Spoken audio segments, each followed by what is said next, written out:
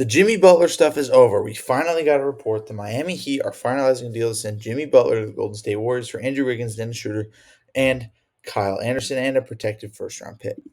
In this deal, Lindy Waters and Josh Richardson from the Heat are headed to the Detroit Pistons, and Dennis Schroeder is going to Utah. Kyle Anderson is going to Toronto. All part of this, I believe, if I counted right, 5-team trade reported so far.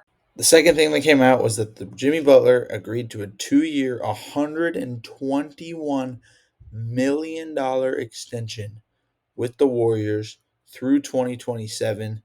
And if you can't do math, that's about $60 million a year. And as I'm recording, this just came out. Another player headed to Miami in this deal via Utah. So from Utah, obviously, if you didn't see, PJ Tucker was traded to the Jazz for Drew Eubanks a couple days ago, and now it looks like he's headed to Miami, which again makes a lot of sense. The reports are still technically coming out. But all you need to know is Jimmy Butler is on the Warriors, teaming up with Steph Curry, and Andrew Wiggins is teaming up with Miami. Those are really the only two like big pieces that are part of this, um, that change the league in a sense. But overall, I think the Warriors, this felt a lot like a panic move. Now, this is one of the very few scenarios where I believe that a panic move was necessary, for a team. The Warriors obviously have been struggling to acquire anybody at the deadline. As it's been reported, when it came to Kevin Durant, Kevin Durant said that he wasn't interested in going back to Golden State. But and so they basically shifted their focus to Jimmy Butler. They tried to trade for Jimmy Butler earlier, but it appears to me like he wasn't going to go there unless he got a lot of money, like he did $60 million a year. But the reason that I say that the Jimmy trade for the Warriors was a necessary panic move is because they have a 36-year-old Steph Curry who is going to retire soon. And they've already got their championships. Right now is just trying to find a way to stay competitive, and not try to rebuild yet. They don't want to rebuild yet. They have one of the greatest players of all time. Steve Kerr came out and said they're not getting rid of Curry ever. Steph Curry's never going to leave. That's just never going to happen. And the Warriors are a pretty well run organization overall. So they know that their time with this phenomenal player is running out. And they're willing to take the risk of paying Jimmy Butler that much money. Looking at this from the Heat perspective, I actually don't like it very much. Um, they gave up Josh Richardson as well in this deal. And they got back Andrew Wiggins, who isn't a bad player by any means, and I think he'll fit really well with this Miami team. Um, but they got PJ Tucker as well and a protected first, which it doesn't specify what the protected first is, but I don't know. I feel like they could have done a lot better. I do think that Jimmy did not have as much value as he probably should have had, talent wise. But the fact that the Warriors were able to get him without giving up Kuminga or Pojemski or Moses Moody is impressive. And the fact that the Heat couldn't even weren't even able to keep Dennis Schroeder or Kyle Anderson, like those two players would have fared really well in my opinion on this Heat team. So it's kind of a weird fit because I do think that the Warriors, or not the Warriors, the Heat needed to get out of this drama. They needed to as soon as they possibly could. I think they probably waited too long to do that, and obviously with Jimmy Butler, having a no trade clause and being able to say no to wherever he wanted to go, that made it a lot harder to make something happen. Um, but I feel like the Heat still could have probably done better. Maybe not. I guess not. Um, Kind of weird.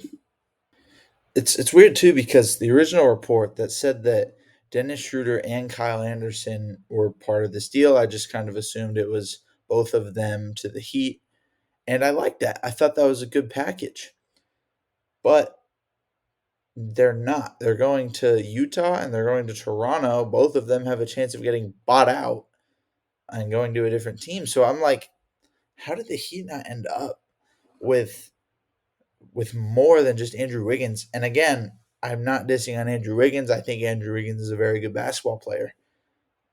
But that's all they got. They got him and PJ Tucker. That just that I feel like the Heat could have done better. Let's talk about uh, where each team should go from here, and not just Golden State and Miami, the two big teams, but Toronto, Utah, and Detroit as well. Toronto with Kyle Anderson honestly doesn't do much. They could buy him out. I don't know what his contract is.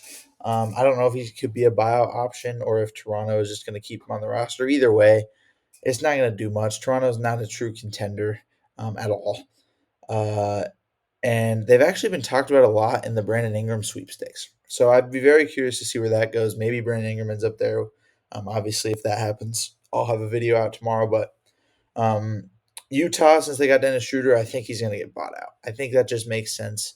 Utah is kind of the team this season. It's looking like that is getting dumped players to make trades happen, like it did with Jalen Hood Scafino. Um, I don't know how to say his last name. Scafino. I don't know. And the Luka trade. Detroit got Josh Richardson and Lindy Waters. I do think Lindy Waters will probably stay on the team, but Josh Richardson, I feel like, is also another buyout candidate.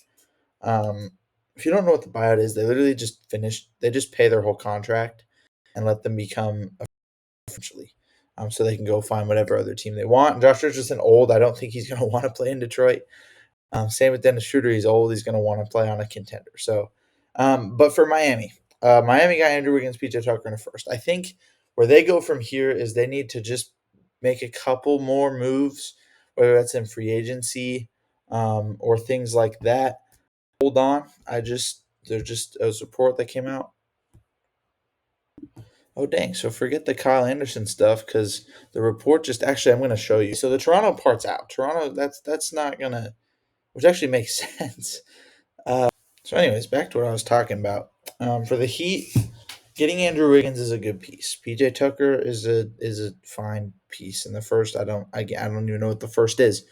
Um, I think the Heat need to make a couple more moves just to complete out the roster for this season. I think um, they need to figure out a way to build. Add better pieces around Bam. Add better pieces around Hero, who's an All Star this year.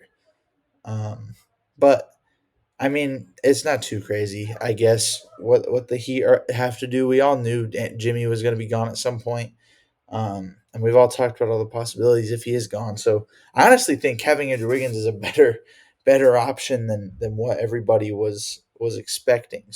But I do think the biggest reason that this trade is going to be super notable is for the Warriors. The Warriors are the big part of this trade. Obviously, they got the best player in the deal, and they extended him, but um, so I'm very curious to see what the Warriors have to do. The Warriors need a center. They need a center. I think there's talk about Vucevic, which would really be an interesting trio if it was if it was Steph, Jimmy, and Vucevic, and whoever else is. Anyway, so you get the point.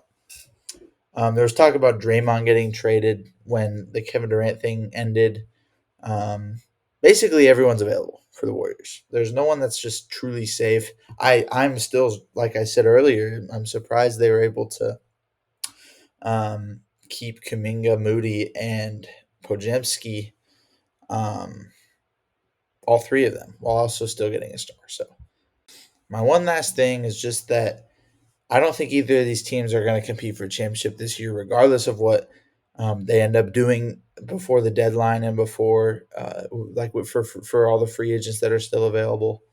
I don't think either of these teams are true competitors for the championship, especially like for the Warriors. Like if they're in the East, I would probably feel a little better about saying they have a chance.